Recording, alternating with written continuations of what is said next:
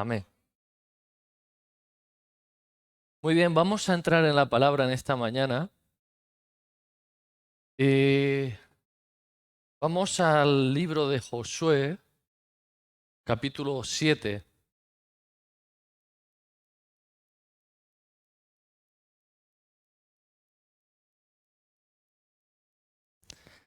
Hay veces en nuestras vidas en los que nos hacemos las preguntas de ¿por qué me pasa esto a mí? ¿Alguna vez ha preguntado esto a alguien? Sí. ¿Por qué me pasa esto a mí? Y bueno, no es una regla, no es algo que siempre pase por esto que vamos a hablar hoy, pero hoy vamos a hablar una de las cosas por las que a veces nos pasan cosas que nosotros nos preguntamos, ¿y esto por qué? Sí, a veces pasamos circunstancias difíciles, circunstancias malas, y bueno, la palabra enseña de que el oro se prueba, ¿vale? Cuando alguien va a comprar oro, los expertos van a comprar oro, pues lo prueban. Nosotros no tenemos esa costumbre quizá porque no sabemos, pero se prueba. El oro hay que probarlo. Y dicen que el oro se prueba con fuego. Sabemos que todas las cosas al final se queman y se derriten, o se queman o se derriten, pero no todas a la misma temperatura. Por eso está el agua destilada y todas estas cosas. Es que eh, calientan agua y a cierta temperatura se evaporan unos gases y a cierta temperatura se evaporan otros. Entonces cada uno tiene una temperatura para ser quemado o para ser fundido.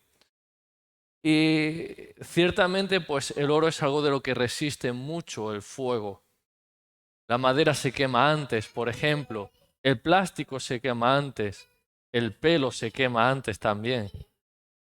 ¿Sí? Hay cosas que son sensibles, se queman antes. Hay otras cosas que aguantan un poquito más. El algodón, depende de cómo esté tratado, aguanta más o menos. Por ejemplo, estoy viendo a Sara con una chaqueta de vaquera.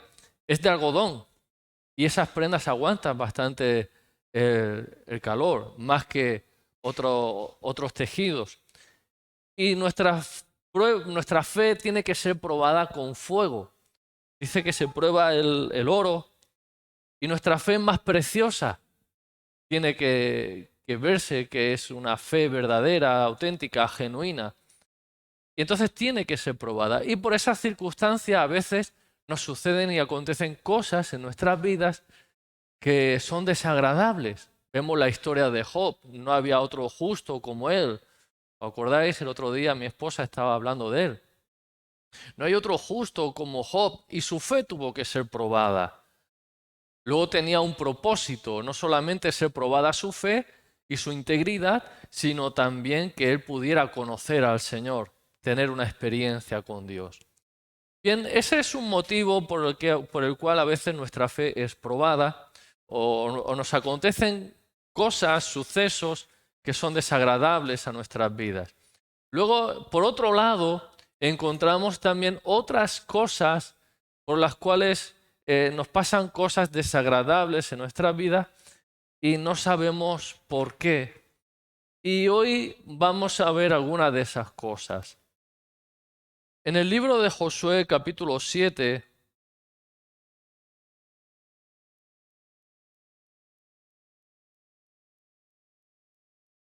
nos cuenta la historia cuando ya estaban conquistando la tierra prometida. ¿Se acuerdan que en Éxodo con Moisés salieron de Egipto, Israel, para ir a una tierra prometida donde fluye leche y miel?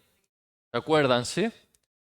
Entre tanto, por el camino estuvieron en el desierto, tuvieron una experiencia gloriosa con el Señor, Dios les dio la ley, los mandamientos, los estatutos, decretos, todo para que pudieran vivir conforme a la voluntad de Dios y también conforme a las leyes espirituales de Dios y en sociedad, todos, le dio todo. Porque no tenían ley, habían salido de Israel y no tenían ley. Entonces Dios le da una ley de convivencia y una ley moral y espiritual. ¿Sí? Y luego, por su desobediencia, el pueblo de Israel pasa 40 años en el desierto hasta que toda esa generación muere y los niños crecen. Los niños entonces ya tienen de 20 años en adelante, ya son hombres. Y entonces Dios le dice a Josué, dice, santifica a este pueblo porque vais a pasar a la tierra prometida. Vais a pasar a la tierra la cual juré a vuestros padres que se la daría, tierra que fluye leche y miel, tierra de abundancia, tierra de bendición.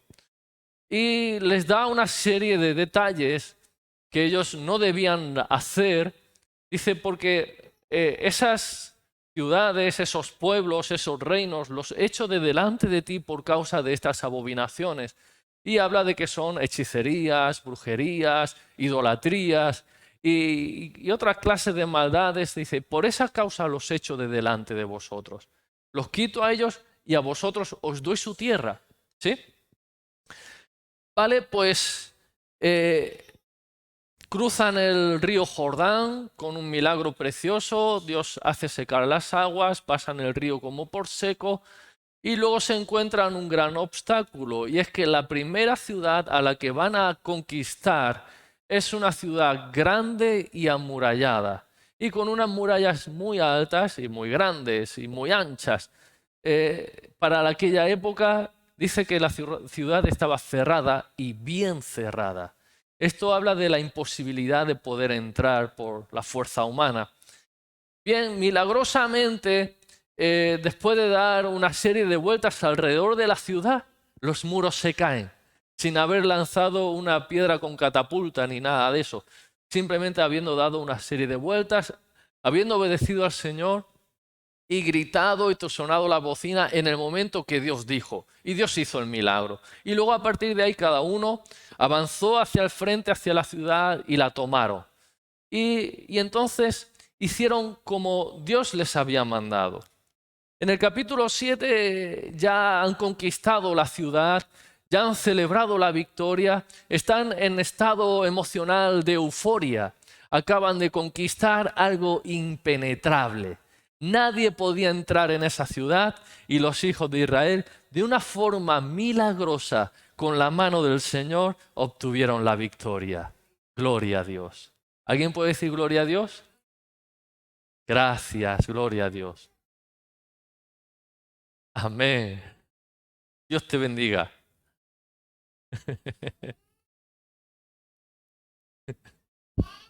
Amén. Amén. Amén. Amén. Gloria a Dios. Amén.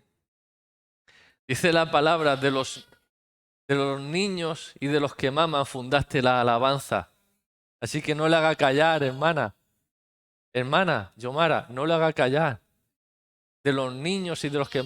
Amén.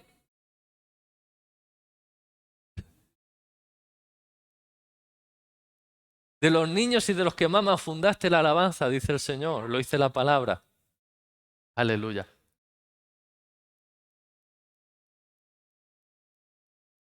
Amén. El Señor quiere que sigamos. Es tremendo porque después de esa conquista y ese estado de euforia que tenía el pueblo de Israel, después de haber conquistado esa gran ciudad, entonces luego Josué manda a unos espías para que reconocieran la tierra y cómo era la próxima ciudad que iban a conquistar. Ellos vuelven y le traen el reporte y les dicen, mira, esa ciudad no es tan grande, no hace falta que cansemos a todo el pueblo. Vayamos solo 2.000 o 3.000 personas y la tomarán y ya está. No hace falta que vaya todo el pueblo. Josué, siendo precavido, pues entre 2.000 y 3.000 optó por los 3.000 y mandó a los 3.000 para conquistar esa ciudad. Aconteció que cuando fueron a conquistar y a pelear esa ciudad, entonces los de aquella ciudad, que se llamaba Ai, o Hai, aquella ciudad, entonces ganaron la batalla, ganaron la pelea. Los de Israel tuvieron que huir. y mataron de los de Israel como unos 36 personas. Y entonces volvieron todos, recuerdan que estaban en un estado eufórico, un estado emocional eufórico, pico a tope arriba. Se habían venido arriba, Dios está con nosotros, no hay nada imposible, lo vamos a vencer a todos. Y de repente vienen derrotados y han muerto como 36 personas del pueblo. Y entonces acontece de que vienen, le dan la noticia y en el versículo 6 Josué rompió sus vestidos y se postró en tierra sobre su rostro delante del arca de Jehová hasta caer la tarde. Y los ancianos de Israel y echaron polvo sobre sus cabezas, es decir, se vistieron de luto. Y Josué dijo: ah, Señor Jehová, ¿por qué hiciste pasar a este pueblo el Jordán para entregarnos en manos de los amorreos para que nos destruyan? Ojalá nos hubiéramos quedado al otro lado del río, del Jordán. Ah, Señor, ¿qué diré ya que Israel ha vuelto la espalda, es decir, ha huido delante de sus enemigos? Porque los cananeos y todos los moradores de la tierra oirán y rodearán y borrarán nuestro nombre sobre la tierra. Y entonces, ¿qué harás tú a tu grande nombre? Recordemos que Josué fue uno de los que, cuando había venido de reconocer la tierra en la primera ocasión, hacía antes 40 años, fue uno de los que se levantó y le dijo al pueblo: Dios está con nosotros y nos los comeremos como a pan. Y ahora en la segunda batalla, después de haber obtenido una victoria milagrosa, entonces ahora son derrotados. Dicen: Señor, ¿para qué nos has sacado de allí? Mejor hubiéramos estado allí. ¿Pero para qué nos has sacado? ¿Nos has sacado para que muramos aquí? ¿Nos has sacado para qué? ¿Para que nos destruyan? ¿Van a borrar nuestra existencia de delante de la tierra? ¿Qué va a pasar? Yo no sé si en alguna circunstancia, en algún momento tú te has sentido así, de que has dado un paso de fe en el Señor. El Señor te ha dicho que hagas algo, el Señor te ha dicho que te muevas en fe y has tenido una victoria gloriosa. Pero a otro día te has sentido derrotado, como que todo va mal, no funciona. No sé si en alguna ocasión te has sentido así. Y entonces, quizá, solo quizá, hayas dicho al Señor: Señor, ¿para qué me sacaste de donde estaba?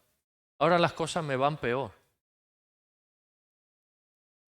Nos olvidamos de que ayer tuvimos un milagro glorioso y hoy las cosas, nos enfocamos en el problema que tenemos hoy. Hoy me van las cosas peor. ¿Para qué me has traído aquí, Señor? Una de las cosas, como decía, es que nuestra fe tiene que ser probada, ¿sí? Nuestra fe tiene que ser probada, ¿amén?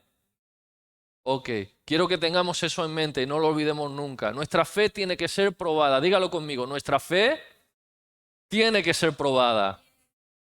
Gracias. Eso no se nos puede olvidar, siempre tiene que estar ahí.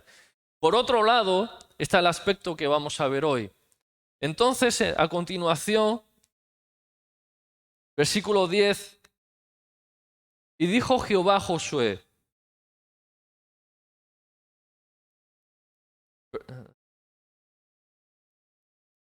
levántate, ¿por qué te postras así sobre tu rostro? Israel ha pecado y aún ha quebrantado mi pacto que yo les mandé. Y también han tomado del anatema y hasta han hurtado, han mentido y lo han guardado entre sus enseres.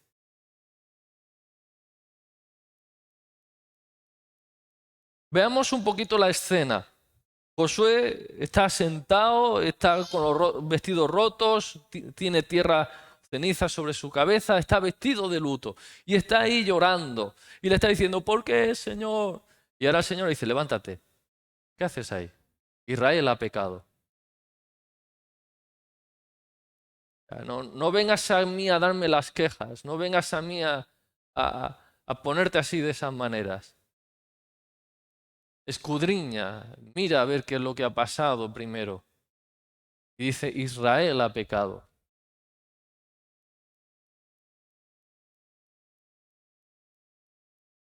Y entonces Dios le dice lo que tiene que hacer para averiguar quién es la persona que ha pecado y qué es lo que ha hecho. Y entonces un poquito más adelante, en el mismo capítulo 7, eh, dice que en el versículo 19, entonces Josué dijo a Acán: Hijo mío, da gloria a Jehová Dios de Israel, y dale alabanza, y declárame ahora lo que has hecho, no me lo encubras. Y Acán respondió a Josué diciendo: verdaderamente yo he pecado contra Jehová, el Dios de Israel, y así he hecho. Pues vi entre los despojos un manto babilónico muy bueno y 200 siclos de plata y un lingote de oro de peso de 50 siclos, lo cual codicié y tomé. Y he aquí está escondido bajo tierra en medio de mi tienda y el dinero debajo de ello. Ahora, eso es lo que él declara que había hecho. ¿Qué es lo que le dice eh, Josué a los israelitas que tenían que guardar? En el capítulo 6, versículo 18, un momento antes de tomar la ciudad de Jericó, la ciudad amurallada, de ese milagro tan grande, dice: pero vosotros guardaos del anatema, ni toquéis ni toméis alguna cosa del anatema. Anatema significa maldito. Recordamos que Dios echaba a esa gente, a esas personas de allí, a aquellas naciones, por causa de las abominaciones que habían hecho. Es decir, estaban malditos por el Señor. Por causa de las abominaciones que habían hecho, Dios los llegó a maldecir. Entonces los llama anatema, malditos. Ni toquéis ni toméis cosa alguna del anatema, no sea que hagáis anatema el campamento de Israel y lo turbéis. Mas toda la plata y el oro y los utensilios de bronce y de hierro sean consagrados a Jehová y entre el tesoro de Jehová. Y entren en el tesoro de Jehová. Ok. Entonces, aquí vemos cómo este hombre declara en el capítulo 7 y versículo 20, cómo declara que Acán dice: yo he pecado contra Jehová, Dios de Israel. Dice esto, dice el otro. Dice, vamos a prestar atención en el 21 a qué es lo que hizo. Dice: vi entre los despojos un manto babilónico muy bueno, y 200 siclos de plata, y un lingote de oro de peso de 50 siclos, lo cual codicié y tomé. Y aquí está escondido bajo tierra en medio de mi tienda, y el dinero bajo de ello. Permitidme que me repita, es que no quiero que perdamos la esencia, no quiero que perdamos la conexión, el contexto. Ahora, es algo interesante. Es algo interesante de que van a tomar toda una ciudad muy grande donde está llena de mantos babilónicos, está llena de monedas. Era una ciudad de comercio, estaba llena de tesoros. Y entonces este hombre dice que vio un manto babilónico muy bueno, unas monedas y un lingote de oro. Fue todo lo que cogió. Honestamente, podía haber llenado 4 mulas. Podía haber llenado toda su tienda de mantos babilónicos, de monedas y lingotes de oro. Y solamente cogió un manto, cogió unas monedas y un lingote de oro. Un poquito más para su provisión. Pero no era algo que podía haber hecho mucho más. Cualquiera de nosotros podría decir: es algo pequeño comparado con todo lo que había ahí dentro. Lo que yo he hecho es poca cosa. ¿Sí? ¿Estamos de acuerdo de que ese hombre podía haber cogido mucho más? ¿Podía haberse enriquecido mucho más? ¿Podía haber tomado muchos más mantos babilónicos, muchas más monedas? ¿Podía haber cogido más oro, más plata? Podía haber cogido mucho, pero solo cogió un puñado de monedas, un manto y un lingote de oro. Recordemos que en aquellos tiempos, en las batallas, cuando alguien vencía a una ciudad, luego iba y cogía los despojos, todas las cosas, todo lo que tuviera valor lo cogía y se lo llevaba para su casa. Y apenas cogió un manto. Sí, he visto una chaqueta muy buena aquí, pues me la llevo para mi casa, es solo una. Hay un montón de chaquetas, hay un montón de prendas aquí. Me he hecho una. Y unas monedicas que he visto por aquí, un lingote. Solo uno. No es algo grande. Quiero que lo podamos visualizar de que ante tal cantidad que había en aquella ciudad, apenas tomó un poquito. Apenas tomó un poquito. Pero eso trajo maldición a la nación de Israel. Eso trajo maldición a Israel. Recordemos que en el capítulo 7 y versículo 10 dice Jehová a Josué: levántate, ¿por qué te postras sobre tu rostro, así sobre tu rostro? Y en el 11 dice: Israel ha pecado. Pues no era solo uno. Israel ha pecado. O sea, ha sido solo uno. Solo uno ha cogido un manto, unas monedas y un lingote de oro. Y un poquito. Con todo lo que había, ¿qué es eso? Eso no es nada. Israel ha pecado. Eso nos habla de algo muy importante en nuestras vidas. Como iglesia, el pecado de una persona trae distorsión y trae turbación al resto de la iglesia. En nuestras casas, como familia, el pecado de papá, el pecado de mamá, el pecado del hijo, el pecado trae turbación a la casa, por pequeño que sea. Porque la paga del pecado es muerte. Y no hay distinción entre pecado grande, pecado chico. Pecado es pecado, desobediencia es desobediencia. Honra es honra, alabanza es alabanza, gloria es gloria y deshonor es deshonor. Y cada cosa tiene su nombre, sea grande o chico. Por eso el Señor Jesús le dice: el que es fiel en lo poco, también es fiel en lo más, lo que es mucho. Por cuanto has sido fiel en lo poco, te pondré sobre mucho. Pero el que no es fiel en lo poco, tampoco es fiel en lo más. Así que se trata de fidelidad, integridad, entereza, se trata de fe, se trata de obediencia, se trata de esas cosas. Y cuando alguien desobedece, por poco que sea, distorsiona y trae turbación a todo. No sé si algún papá o mamá alguna vez le ha dicho a su hijo o a su cónyuge, le ha dicho: mira, vamos a hacer este trabajo, esta tarea, y la quiero así, así, así, así y así. Le da unas instrucciones específicas para realizar la tarea, no porque sea exigente o arrogante, sino porque por alguna circunstancia tiene la idea clara, sabe lo que quiere y eso es lo que necesita, no se puede cambiar. Tenemos aquí la hermana Yesenia que hace tartas y tiene la receta. Y le dan la receta y es exactamente las instrucciones que tiene que seguir. No las puede modificar. ¿Es así, hermana? Así que cuando alguien por pura inspiración, como a veces hago yo cuando estoy haciendo la comida, se le ocurre experimentar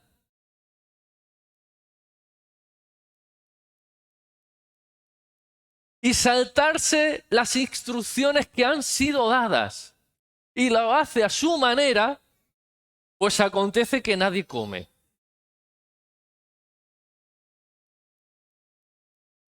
Se lo comen porque no hay otra cosa. Cuando alguien salta las instrucciones y entonces a mí me dice, ¿por qué has experimentado? ¿Por qué has hecho eso? Haber hecho simplemente lo que tenías que hacer y ya está. ¿Os ha pasado alguna vez haciendo una tarta, has experimentado y a veces te ha salido mejor, otra vez te ha salido peor? Saltándote las instrucciones.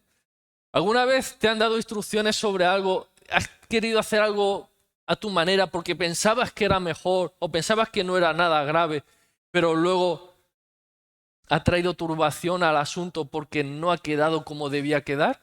¿Le ha pasado a alguien? Las manos arriba, venga, a ser honesto. Aquí, vale, soy de carne como yo, pecadores.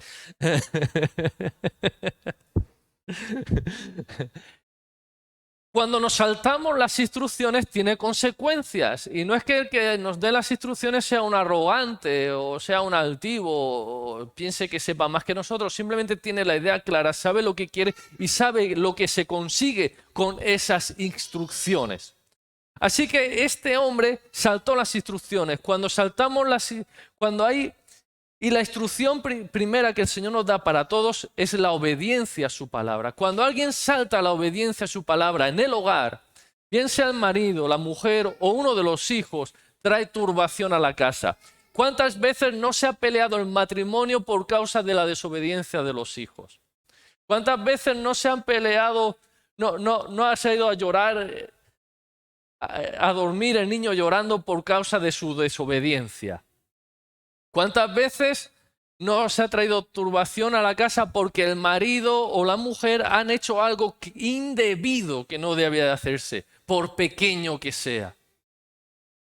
¿Han oído de alguien? Ustedes no. ¿Han oído de alguien? ¿Sí? Ok. Pasa, esas cosas pasan. Por pequeño que sea, el marido ha hecho un gesto, ha dicho una palabra, o ha dejado de hacer algo que esperaba la señora, o viceversa, al contrario, o el niño ha llegado más tarde de lo que esperaban, le habían dicho a las 11, a las 12, a las 10, a la hora que sea, se ha retrasado, no te juntes con esta compañía, no hables aquello, no hagas aquello. Lo ha hecho y entonces ha traído turbación a la casa. Solo pecó uno, pero trae turbación a todo.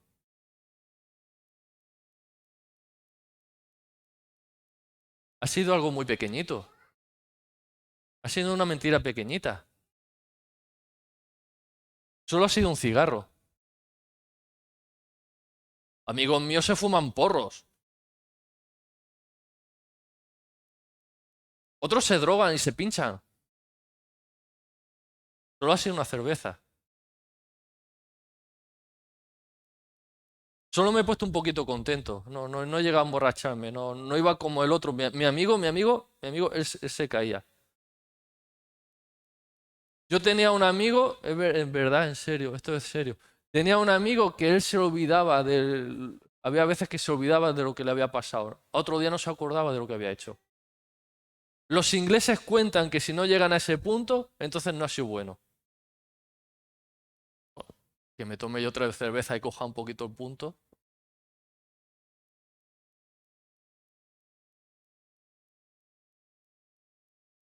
Hermanos, pecado es pecado y tiene consecuencias. En el hogar, en la familia, en el trabajo, en el instituto, en el colegio, en la iglesia, tiene consecuencias. En la sociedad. A un rey, se le ocurrió pecar en una ocasión. Está en la Biblia. Se le ocurrió pecar en una ocasión. ¿Sabéis qué pasó? Toda la nación sufrió el pecado de ese hombre. Toda la nación sufrió el pecado de ese hombre. Montones, miles de personas murieron por causa del pecado de un rey. Por eso nos dice la Escritura, orad por vuestros gobernantes para que os gobiernen en paz, que tengan sabiduría para gobernar. No es lo mismo el pecado de uno que de otro. Todos traen turbación, pero según la posición de la persona puede traer más o menos turbación. Y traer menos turbación no es consuelo, créeme, no es menos consuelo. Aquí lo pagaron 36 personas. Y se os digo cuál es lo curioso que me llamó la atención. Un hombre peca, va todo el pueblo.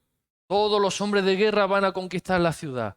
Uno peca, un poquito, que podía haber hecho mucho, pero fue poquito. A la siguiente batalla mueren 36 personas y el que había pecado no murió.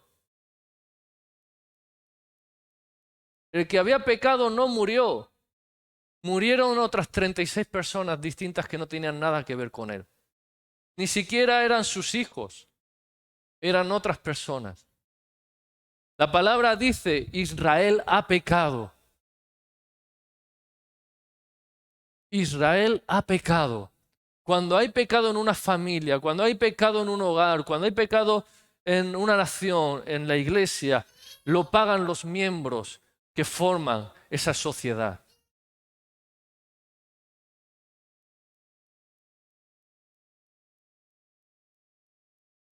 Y dice que lo descubren. Y entonces cuando lo descubren, confiesa su pecado. Y cuando confiesa su pecado, entonces tuvo la peor suerte de todas. Sirvió como ejemplo para que ninguno más pecara de esa manera. ¿Y saben qué es lo curioso? Ahora en el capítulo 8 se disponen a tomar esa pequeñita ciudad. Y entonces van todos los hombres de guerra van allá.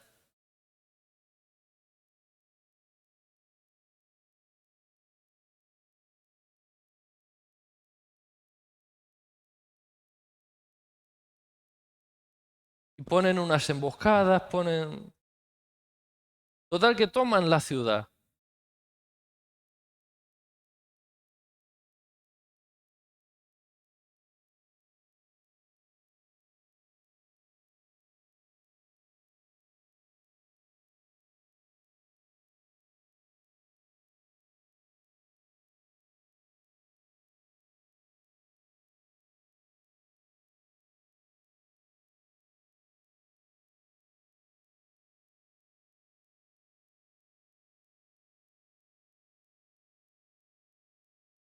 Versículo 27 del capítulo 8. Pero todos los israelitas... ¿Es este?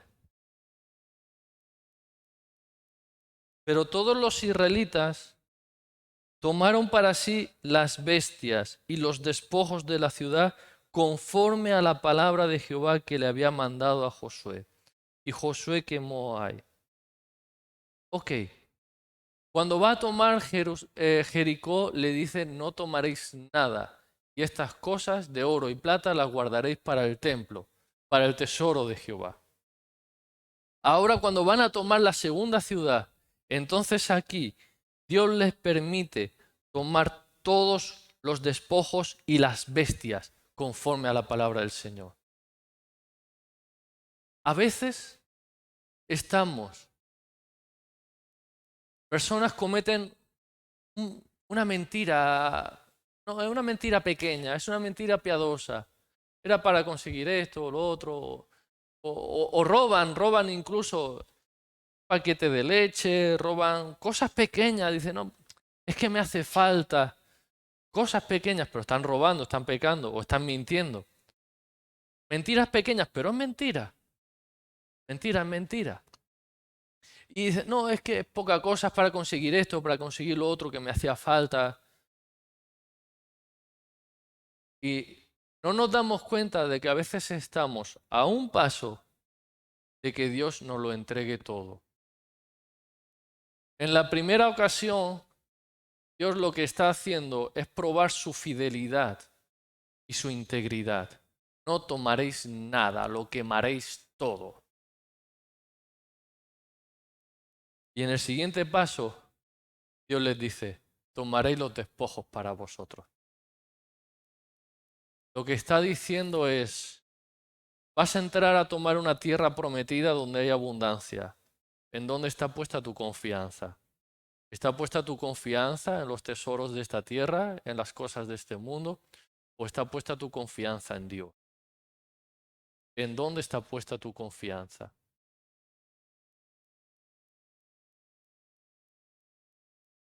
Cuando dice no tomarás nada, está probando la fidelidad, la obediencia y también la fe. Está diciendo no lo tomes. Señor, pues si aquí hay un montón de cosas, entramos a una tierra prometida donde hay de todo y no me dejas tomar nada, ni siquiera un poquito. No, no, no. Dice, en este obedéceme y guárdate. En el siguiente te lo doy todo. El que es fiel en lo poco, es fiel en lo mucho. Por cuanto has sido fiel en lo poco, Dios te pondrá en lo mucho. Pero si no eres fiel en lo poco, Dios no te pondrá en lo mucho. Sé fiel en lo poco y Dios te dará más. Amén. Así que aquí vemos por qué a veces acontecen cosas a nuestras vidas. Repito, una es porque nuestra fe tiene que ser probada, ¿sí? Y la otra es porque a veces nosotros o nuestro entorno ha pecado. ¿Me permitís poner un ejemplo de esto? Hace años atrás nacieron muchos niños, muchos bebés con malformaciones en el cuerpo. ¿Qué culpa tienen los niños? Alguien que haga esa pregunta. ¿Qué culpa tienen los niños? Nada, ninguna. Simplemente hubo alguien que se le ocurrió hacer pruebas de bombas atómicas.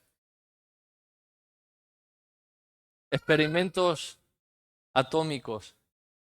Y entonces afectó a las mamás que estaban embarazadas.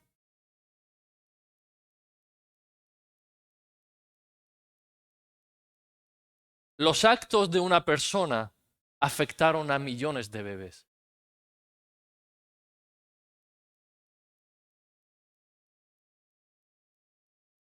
Los actos de un grupo de élite que querían experimentar cosas afectaron a millones de bebés. Y ahora nosotros le echamos la culpa a Dios.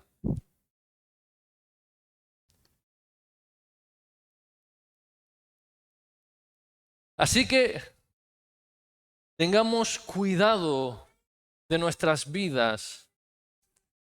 Quiero terminar con esto que se encuentra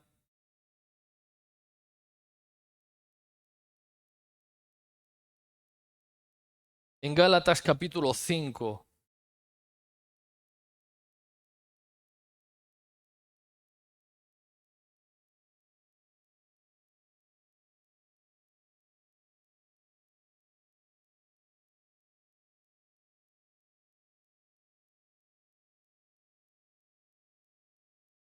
Versículo 19.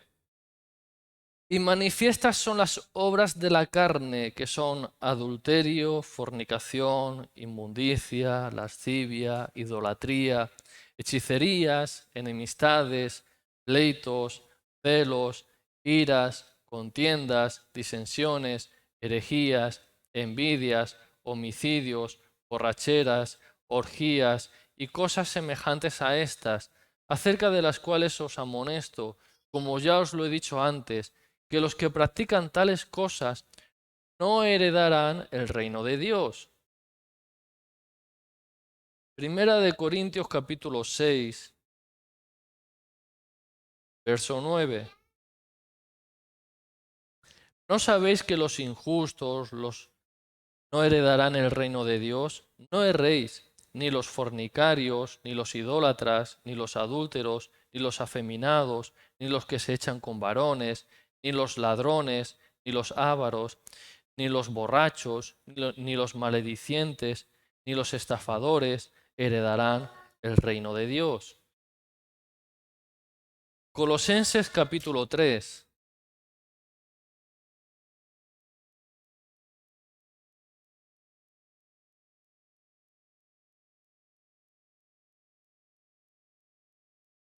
Y versículo 9, 8, perdón.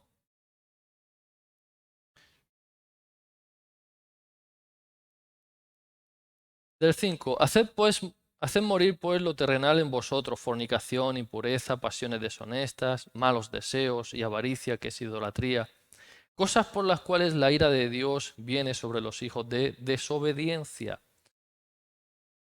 en las cuales vosotros también anduvisteis en otro tiempo cuando vivíais en ellas, pero ahora dejad también vosotros todas estas cosas: ira, enojo, malicia, blasfemia, palabras deshonestas de vuestra boca. No mintáis los unos a los otros, habiendo despojado del viejo hombre con sus hechos. Hasta aquí. Hay cosas que sabemos que son pecado. Robar, matar, violar, estafar,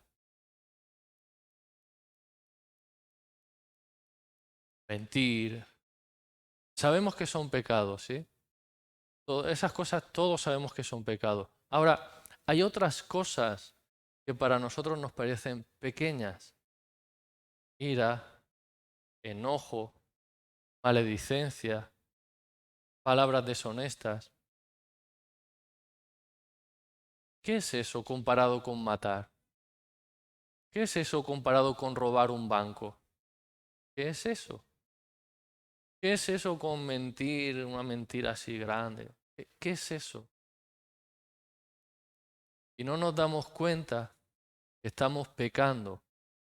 Y cuando pecamos, luego encima mentimos y lo guardamos. Es decir, el pecado no viene solo. Cuando una persona engaña a su mujer, un hombre engaña a su mujer, no viene solo ese pecado. Luego le miente a la mujer y luego encubre ese pecado. Cuando un hombre roba algo, una persona roba algo, no es solamente el hecho de robar, luego miente, engaña y también lo guarda, lo oculta.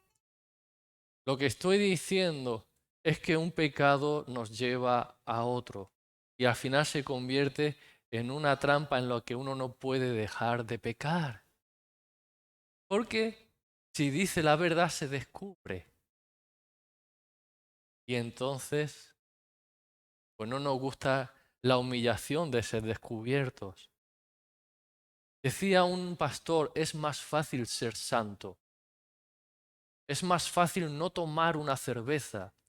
Es más fácil no tomar nada de alcohol que luego decirle, hablarle a tu niño pequeño cuando estás borracho y echarle el aliento de alcohol y que te vea mareado. Es más fácil. Es más fácil ser fiel a tu esposa. Es más fácil ser santo que ser un adúltero. Es más fácil. Porque cuando uno es adúltero, luego tiene que ver dónde queda con ella, a qué hora queda con ella, las conversaciones en el móvil, borrar las conversaciones, que no las vea, tiene que mentir y luego tiene que acordarse de todo eso. Es más fácil ser santo. Es más fácil no pecar. Es más sencillo, no te tienes que acordar de nada. Es más fácil. Y luego cuando uno peca, como decíamos, trae turbación a su casa y trae turbación a la iglesia, trae turbación a la nación, trae turbación a la ciudad, trae turbación. Hermanos, somos llamados a ser santos. Somos llamados a ser santos, a santificarnos. Alguien podrá decir, hermano, pero la palabra dice de que en el Nuevo Testamento dice que si, si mi cónyuge es pecador, entonces es santificado en mí que soy santo, pero las consecuencias no las quita. Las consecuencias del pecado en el hogar no las quita que yo sea santo. Las consecuencias en el hogar, lo que hace, si yo soy santo, lo que hago es, en mí se santifica mi esposo o mi esposa, dependiendo de cada uno, ¿verdad? Se santifica mi cónyuge y mis hijos, pero las consecuencias del pecado no las quita. Las consecuencias de nuestras acciones las tenemos que afrontar.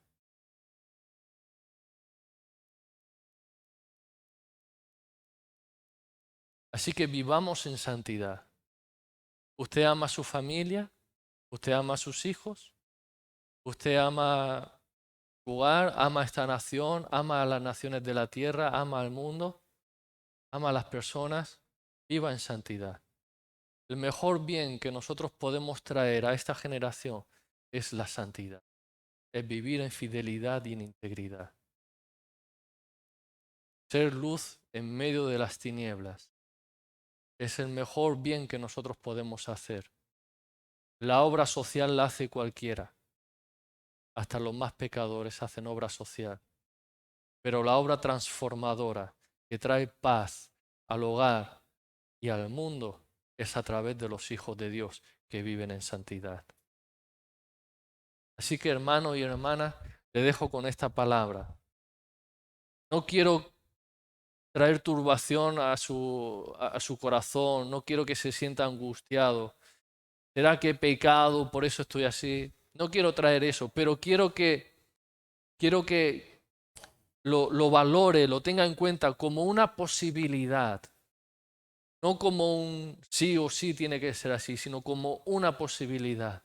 Hay algo de pecado en mí, hay algo que yo tenga que limpiarme, hay algo que yo tenga que dejar de hacer o hacer en el Señor. Hay algo que tengo que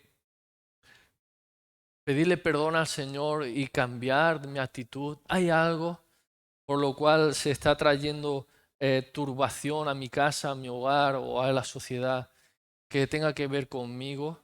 ¿Hay algo que yo tengo que eliminar de mí? Pregúntele al Señor cuando le venga algo, Señor, ¿esto es una prueba o esto es algo por lo que yo tengo que limpiarme? ¿De dónde viene esto? Pero pregúntale con una actitud humilde, no como quien le está pidiendo explicaciones. ¿Sí? Cuando alguien viene pidiendo explicaciones se pone en posición de jefe, en posición de autoridad. Cuando uno viene con humildad está reconociendo que el jefe y la autoridad es Él. Podemos hablar las cosas con Dios, lo que cambia es la actitud, que cambia es cómo nos acercamos a Él.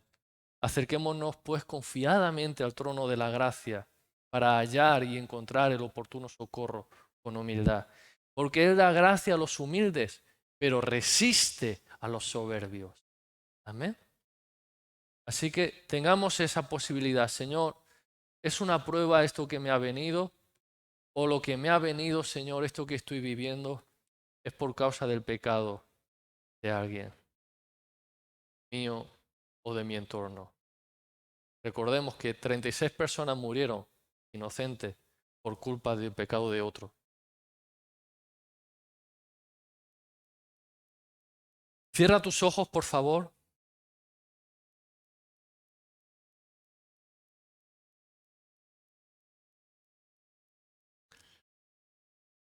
Creo que esta palabra le ha hecho pensar a más de uno.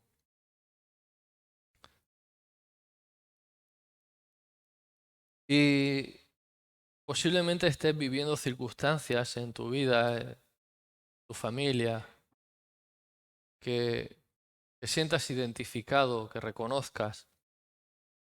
Así que pregúntale al Señor, Señor, ¿esto es una prueba? El diablo me ha pedido para zarandearme y es una prueba porque quieres probar que mi fe es más preciosa que el oro y que soy fiel. O, o tiene algo que ver con la consecuencia de algún pecado mío, de la familia, de mi entorno, de la sociedad. ¿Qué es esto? A lo mejor no tiene nada que ver ni siquiera con un pecado de la familia, es un pecado de un extraño que está pecando y está haciendo la vida imposible, te está afectando, como aquel que hizo el experimento de las bombas atómicas y afectó a los bebés. Pregúntale al Señor, Señor, ¿qué es esto?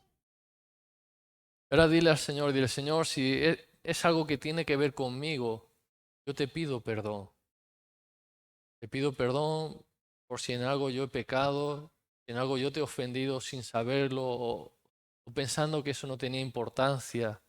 Te pido perdón. Y te pido que me ayudes a serte fiel y a no volverlo a hacer. Yo quiero vivir en santidad, integridad. Quiero ser una bendición para mi casa, para mi hogar y para esta sociedad. En el nombre de Jesús. Amén. Padre Celestial, yo bendigo tu iglesia, bendigo tu pueblo aquí reunido que ha escuchado tu palabra con paciencia. Y te pido, Padre Celestial, que tú los limpies a todos y a cada uno de ellos, que tu gracia sea sobre ellos, que les des luz y entendimiento y discernimiento del bien y del mal, de lo que te agrada y de lo que tú aborreces. Y te pido, Padre, que tú pongas en todos y en cada uno de ellos, Señor, tu corazón, tus emociones, tus pensamientos, para que ellos puedan vivir la vida que a ti te agrada y la vida de santidad que ellos quieren vivir, Señor, para hacer bien a esta generación. Gracias, Padre, en el nombre del Padre, del Hijo y del Espíritu Santo. Dios te bendiga. Amén. Amén. Amén. Alguien dé un fuerte aplauso al Señor. Amén.